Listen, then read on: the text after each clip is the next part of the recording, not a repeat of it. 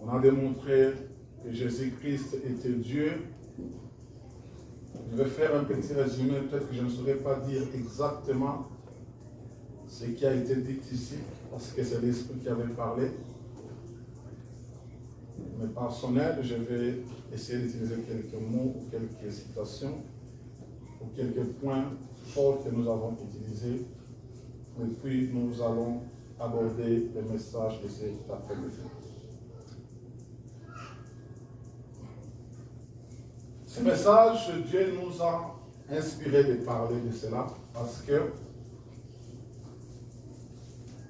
avec la vie, où vont les choses dans ce monde, et surtout que le monde tend vers sa fin, il y a beaucoup de choses ou beaucoup de situations qui créent des débats. Et ceux qui ne sont pas mûrs spirituellement peuvent tomber par rapport à la montée en puissance de l'Internet, des réseaux sociaux. Le Saint-Esprit en a voulu que l'Église soit au courant de ce qui se passe ou de ce qui se dit actuellement dans le monde et que chacun de nous, chacun de vous puisse avoir des arguments ou la matière nécessaire pour se défendre devant toutes ces choses. Parce que le diable va utiliser beaucoup de ces choses afin d'égarer les enfants de Dieu, afin de nous rendre bien-aimés dans le Seigneur, de semer le doute et que la foi soit mise en cause et beaucoup seront désorientés. Nous avons dit, Jésus-Christ, dans le livre de Philippiens chapitre 2, 3 à 5, il était Dieu, mais il a pris où il s'est dépouillé. J'avais dit que le dépouillement montrait suffisamment l'humilité de Dieu en prenant la chair humaine et venir pour sauver l'humanité. Alors, au début, dans l'Ancien Testament, Jésus ou Dieu apparaîtrait avec beaucoup de noms. On l'appelait, on lui donnait plusieurs noms. J'avais dit, c'était plus des titres ou des considérations par rapport à ce que Dieu faisait pour quelqu'un, ou Dieu comment il se révélait, on lui appelait tel nom. Mais tous ces noms-là n'étaient pas les noms exacts de Dieu. Un jour, un homme lui avait posé la question, comment tu t'appelles? Il lui a dit que je m'appelle Je suis. Il avait fait le parallélisme entre cette réponse et les réponses de Jésus quand il s'est prononcé devant les scribes et les pharisiens. Il a utilisé le même langage ou les mêmes mots pour dire à ces gens-là que je suis, avant qu'Abraham soit, moi je suis. Les gens ont été bouleversés pour dire comment est-ce qu'Abraham qui a vécu des siècles et des siècles, toi tu n'as même pas encore atteint 50 ans, mais tu dis que tu existes avant qu'Abraham soit. Donc Dieu parla à Moïse disant que mon nom est Je suis. Jésus répondant à ces gens-là, il disait qu'avant qu'Abraham soit, Je suis. Donc vous allez vous rendre compte que c'est la première fois que le nom fut révélé.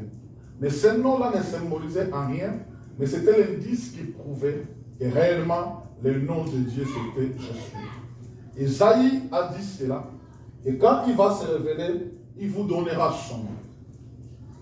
Alors le vrai nom fut donné quand Marie tomba enceinte, quand l'ange est venu voir Marie, c'est là que l'ange va dire que Marie sera enceinte, il enfantera un enfant qu'on appellera Jésus-Christ. Alléluia. Mais il y avait des noms. J'ai parlé de des noms pour enlever toute confusion. Parce que les autres qui disent que non, c'est Emmanuel. Donc il y avait des noms et les noms avaient des significations. Emmanuel était pour symboliser c'est Dieu qui va habiter parmi vous. Alléluia. Ça veut dire que Dieu qui descend, il sera avec vous. Mais le vrai nom qu'on donnera à Jésus, à l'enfant, il s'appellera Jésus. C'est ce jour-là que le nom de Dieu fut révélé. Ce Dieu-là, les gens disent que pourquoi on l'appelle, pourquoi Jésus-Christ est appelé Fils, et que quand il priait Dieu le Père, lui qui était Dieu, Dieu ne peut pas prier un autre Dieu. Il y a beaucoup de versets dans la Bible qui montrent Jésus en train de prier Dieu, ou qui est en train de s'appeler lui-même Dieu. Mais cela ne nous amène pas à une confusion. Jésus-Christ sur la terre des hommes, il était 100% Dieu et 100% homme. Quand il se mettait dans la peau d'un homme, il ne veut que prier le Père qui est au ciel. Parce que nous aussi, en tant qu'enfants, en tant que fils, nous ne prions que le Dieu qui est au ciel. C'est pour cela qu'il a voulu montrer cette image. Il n'a pas voulu faire des choses différemment. C'est qu'on va étudier aujourd'hui, vous allez comprendre pourquoi Christ faisait ce genre de choses.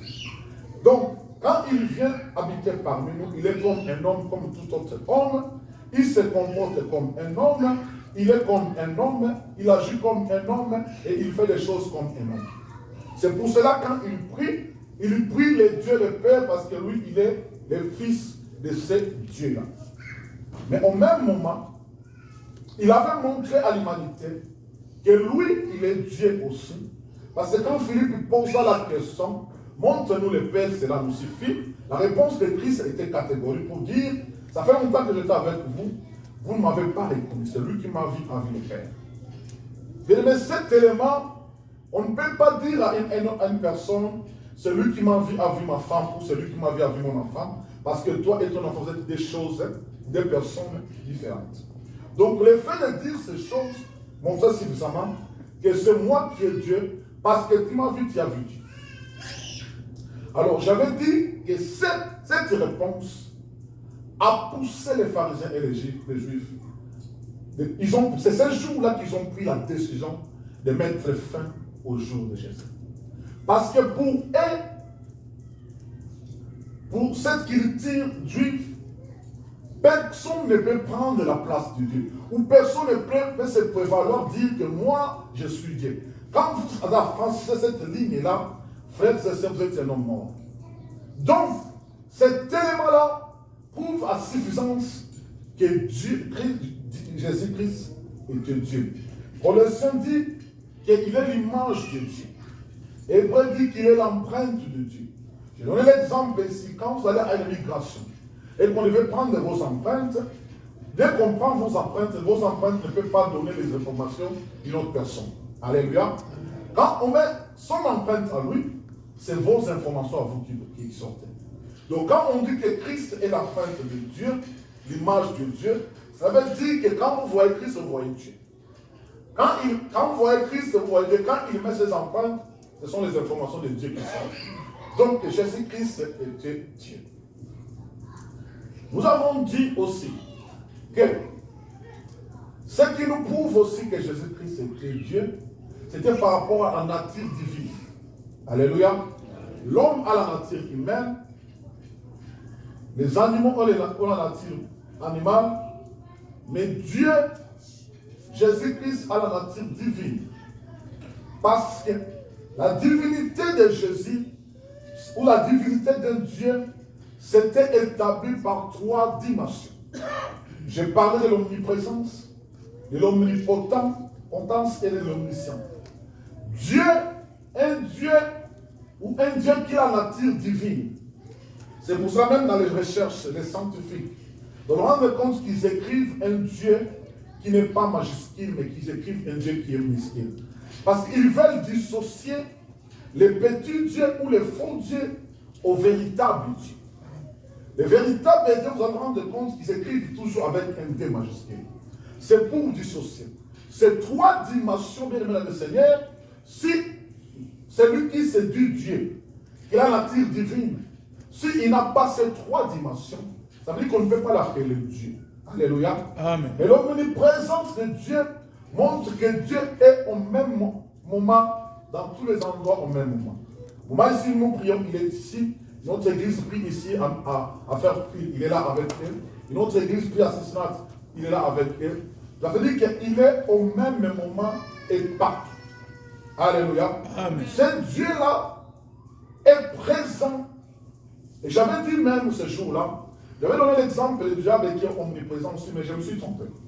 J'ai vite fait retirer parce que même quand Dieu décide de te faire du bien, Même quand Dieu décide de te bénir, le diable ne peut pas être là pour contrecarrer. Parce que parfois même le diable s'étonne de ce que Dieu a accompli dans ta vie. Alléluia. Amen. Il est omnipotent, il a toute la puissance en lui. Il est omniscient, il connaît tout. Rien ne peut échapper à Dieu. La Bible nous dit qu'il peut voir un fourmi noir dans un tournant.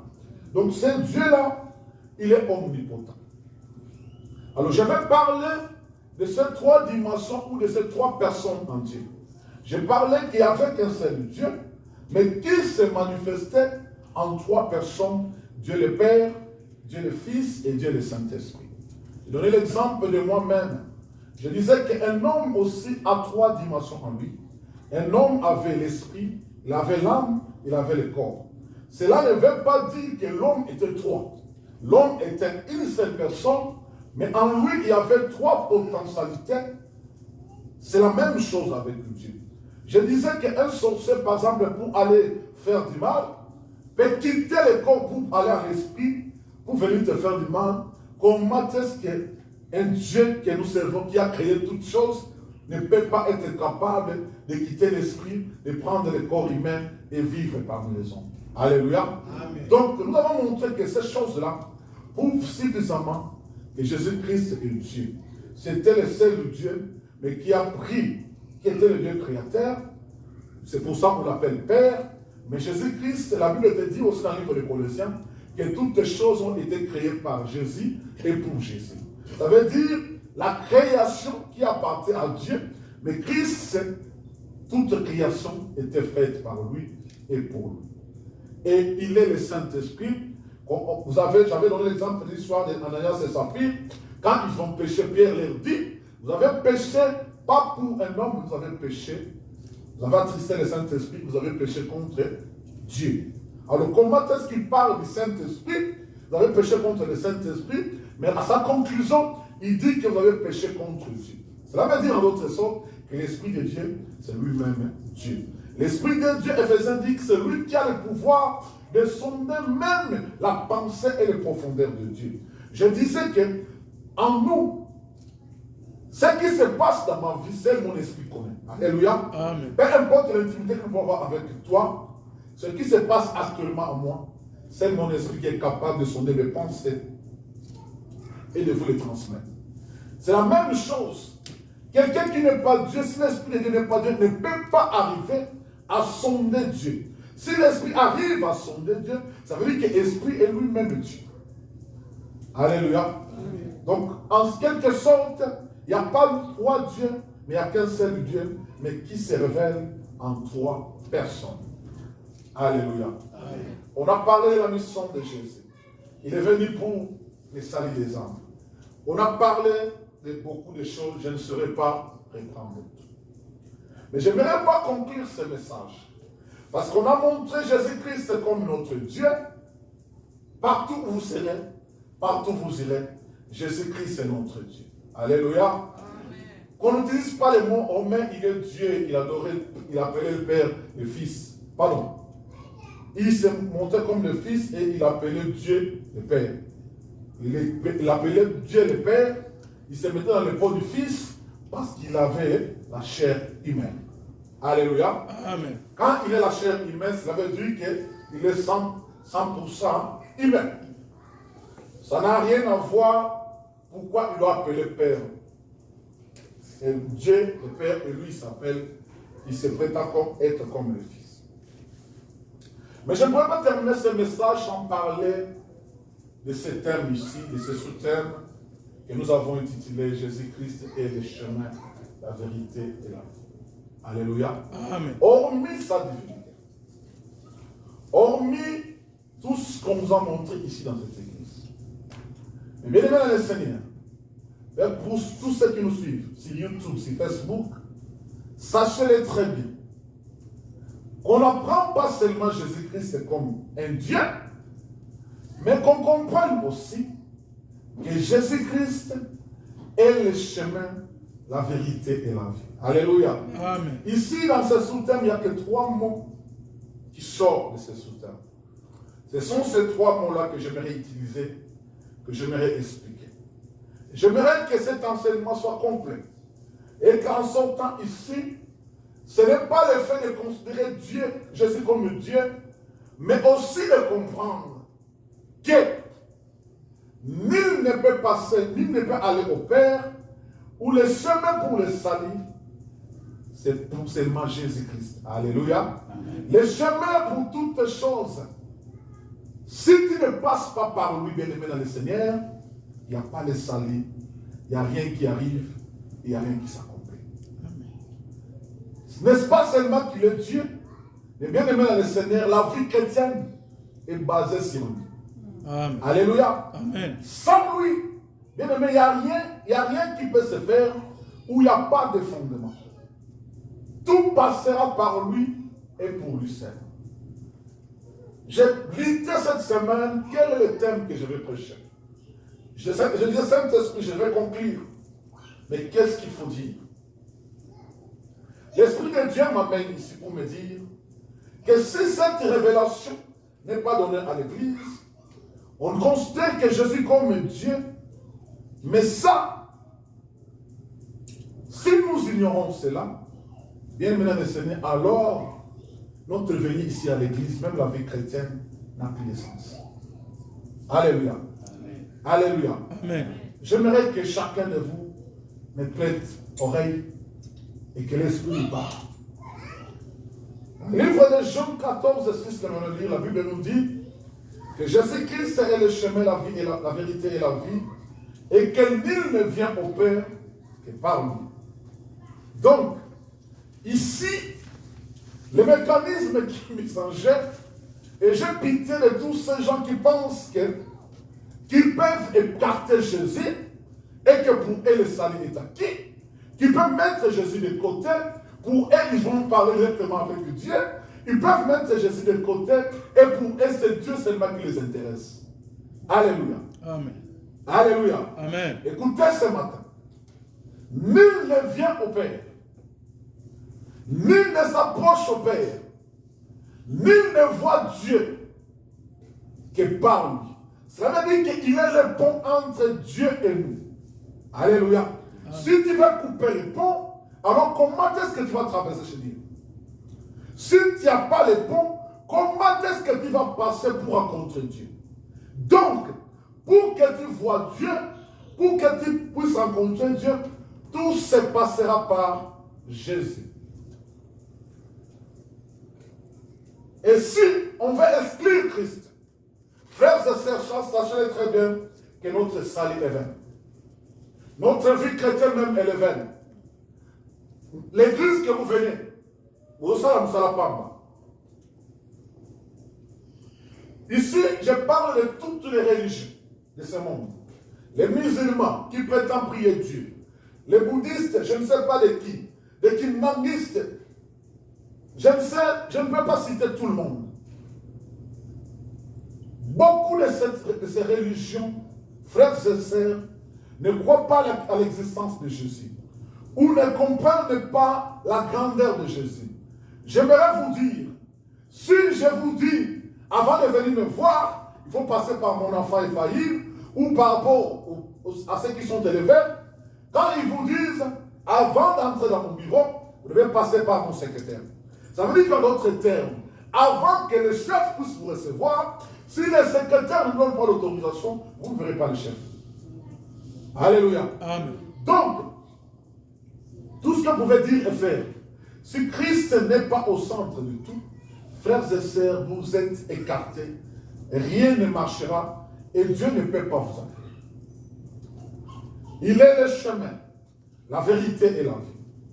Nous allons commencer par le mot chemin. Et puis je vais parler de la vérité. Et puis je vais parler de la vie. Alléluia. Amen. Je vais lire avec vous le livre de Jean, Matthieu chapitre 7. Je vais commencer par là. Matthieu chapitre 7, versets 13 à 15.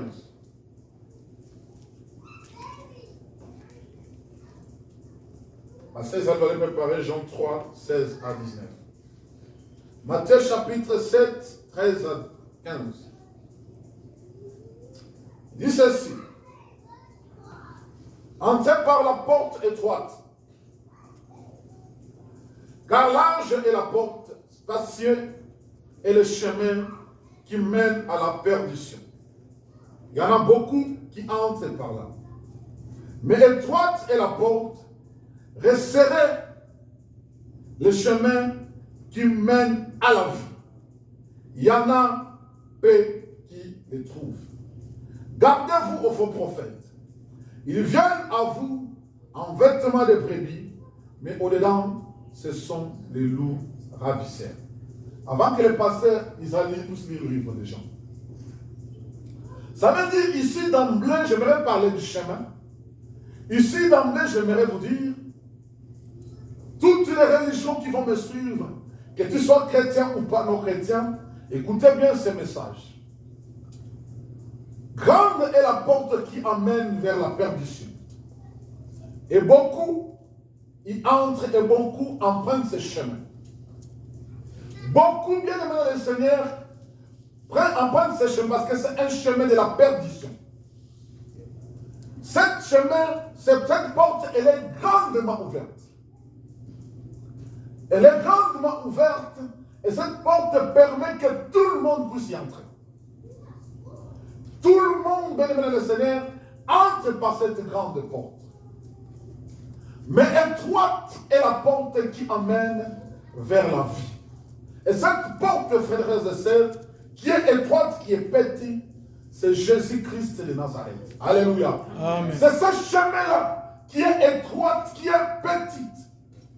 Mais c'est ce chemin-là où il y a la vie. Et ce chemin-là, beaucoup ne veulent pas suivre. Et ce chemin-là, beaucoup ne veulent pas l'emprunter. Parce qu'il est tellement étroit, il est tellement petit, et que personne n'ose emprunter ce chemin.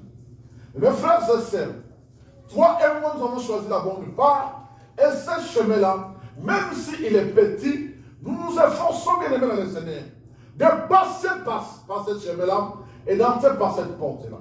C'est pour cela, ce chemin, frères et sœurs, beaucoup de gens prononcent ou parlent de Jésus, mais n'empruntent pas ce chemin parce que c'est un chemin qui est très étroit. C'est pour ça que le verset 15 dit ceci. Il dit, gardez-vous aux faux prophètes. Ils viennent en vous en vêtements de brebis, mais au-dedans d'eux, ce sont des loups ravisseurs. En d'autres termes, beaucoup viendront faire ces sœurs. Parce que ce qui nous emmène dans cette porte-là qui est large, ce sont les faux prophètes. Ils viennent vous dire que Jésus ne compte pas. Jésus n'est pas le pont. Jésus n'a rien fait. Nous, ce qui nous concerne, c'est Dieu. Ce qui nous concerne, c'est le Père. Ce qui nous concerne, c'est lui. Et Jésus, il n'a rien à voir avec nous. Mais gardez-vous. Gardez-vous, bien-aimés, à ces faux prophètes. Parce qu'ils ne sont que là avec un seul discours. C'est ce discours de la séduction. Afin d'amener les hommes et les femmes dans cette porte qui est grande, où tout le monde peut y entrer, où tout le monde peut venir. Et bien, même suivre Jésus, c'est quelque chose de très compliqué. C'est pour ça que la porte est étroite. Parce que quand on accepte de le suivre, il faut bien aimer dans le Seigneur s'effacer, s'oublier soi-même. Que la vie chrétienne n'est pas que de lui. Alléluia. Amen. Ce chemin-là, frères et sœurs, j'aimerais te dire en blé que c'est un chemin qui est étroit. C'est une porte qui est petite. Pour y entrer, frères et sœurs, c'est très compliqué. Compliqué pour l'humanité. Compliqué pour les hommes. Compliqué pour ceux qui ne connaissent pas Christ. Mais même pour nous qui le connaissons, nous savons que c'est un chemin qui est facile. Alléluia. C'est un chemin qui est facile. Parce que la vie ou le chemin, c'est lui. Le chemin qui nous emmène, c'est celui. Nous avons cru en lui. Et ce chemin-là, frères et sœurs, c'est ce chemin que nous devons suivre. Mais il n'y a pas une autre route. Il n'y a pas une autre porte. Il n'y a que Jésus-Christ. La porte qui amène vers la vie. Jean 3, 16 à 19. Écoutez ce que la Bible dit. Jean chapitre 3, verset 16 à 19. Car Dieu a tant aimé le monde qu'il a donné son Fils unique, afin que quiconque croit en lui ne périsse point, mais qu'il ait la vie éternelle. Dieu, en effet, n'a pas envoyé son Fils dans le monde pour qu'il juge le monde, mais pour que le monde soit sauvé par lui.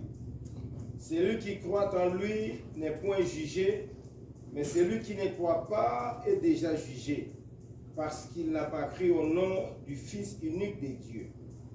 Et ce jugement, c'est que la lumière étant venue dans le monde, les hommes ont préféré les ténèbres à la lumière, parce que leurs œuvres étaient mauvaises. Amen. Amen. Je vais dire ceci, frères et sœurs. Ici, Dieu vient confirmer que le chemin du salut, c'est Jésus-Christ. Alléluia. Amen. C'est pour cela qu'il dit dans la parole que Dieu a tant aimé le monde qu'il a envoyé son Fils unique, afin que quiconque croit en lui. Donc, le seul chemin du salut, ou la seule porte pour la vie, c'est Jésus-Christ. Mais il y a une seule condition pour emprunter ce chemin afin d'obtenir le salut, c'est de croire en Jésus. Alléluia. La Bible dit que celui qui croit en lui ne périsse pas. Bien aimé, la foi en Christ, est-ce que c'est la condition la plus difficile? Est-ce que croire en Jésus, c'est ça la condition la plus difficile, frères et sœurs? C'est celui, ce chemin-là. C'est celui que Dieu impose à l'humanité pour le salut. La seule chose à faire, c'est seulement de croire. Mais quand nous ne croyons pas, frères et sœurs, nous sommes partants. Nous sommes candidats vers l'enfer et nous sommes candidats des gens ou des hommes qui empruntent le chemin ou la grande porte où là tout le monde entre. Mais j'aime ce que suit. La Bible nous dit, je vais relire les passages. La Bible dit ceci. Dieu, en effet, n'a pas envoyé son Fils dans le monde pour qu'il juge le monde, mais pour que le monde soit sauvé par lui. Celui qui croit en lui n'est point jugé, mais celui qui ne croit pas est déjà jugé, parce qu'il n'a pas cru au nom du Fils unique de Dieu. Écoutez ce qui suit. Et ce jugement, c'est que la lumière étant venue dans le monde, les hommes ont préféré les ténèbres à la lumière, parce que les œuvres étaient mauvaises. La lumière est venue. La lumière a apporté le salut. C'est lui le chemin. C'est par lui que le salut va venir. La seule chose qu'on te demande, c'est de croire. Mais les gens ont refusé la lumière, ils ont préféré les ténèbres. Et les ténèbres, frères et sœurs, c'est cette grande porte, là où tout le monde entre. Quand je vais parler la vérité, vous allez comprendre. Les ténèbres, dans le Seigneur, c'est cette grande porte où tout le monde entre. Ils entrent aveuglés. Ils entrent envoûtés. Ils entrent, frères et sœurs, dépaysés. Parce que le chemin qu'ils empruntent, ce n'est pas le chemin de la lumière. Alléluia. Amen. Les chemins par lesquels vient le salut, s'obtient le salut, c'est le chemin que Christ, ses frères et sœurs, devait passer par Christ. Il dit dans sa parole, Dieu dit qu'il a tant aimé le monde qu'il envoie son Fils unique. Ça veut dire que la condition sine qua non, ou le chemin par lequel le salut doit arriver, c'est Jésus-Christ. Alléluia. Amen. Alléluia. Amen. Il n'y a pas d'autre mécanisme. Et c'est pourquoi je dis qu'à toutes les religions, quand Christ n'est pas au centre, quand Christ n'est pas le chemin que vous empruntez, vous voulez directement aller voir Dieu sans passer par Jésus, frères et sœurs, c'est par cette grande porte que vous entrez. Et vous êtes à la merci des faux prophètes qui enseignent des choses qui ne sont pas dans la lumière, mais qui amènent l'homme et l'humanité aux ténèbres. Alléluia. Amen. Alléluia. Amen. Bien aimé, le chemin, c'est Jésus-Christ. La condition est simple. Ayez foi en lui. C'est ça que la condition Dieu donne. Seulement cette condition pour arriver auprès du Père. Deuxième mot, la vérité. J'aimerais lire le livre de Jean, chapitre 1er, verset 17. Il est la vérité. Cela consiste à quoi?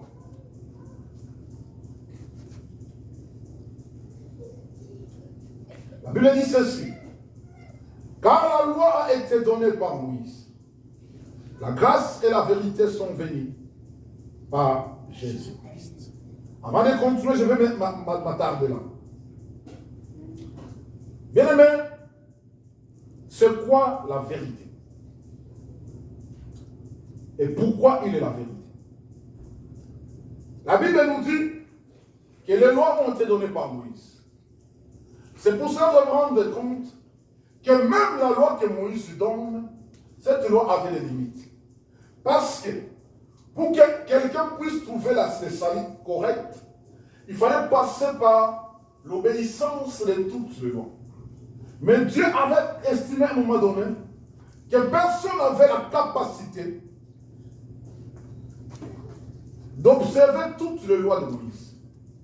Ça, tu pouvais observer 8, mais 2 ont tombé. Mais la Bible ici, j'aime l'évangile des gens. Frère, si vous voulez connaître la vie de Jésus, parmi les 4 évangiles, lisez Jean. Parce que Jean a donné des révélations sur Jésus que je n'ai pas trouvé en Matthieu, à Luc et puis à Marc. La vérité et la grâce sont venues par Jésus.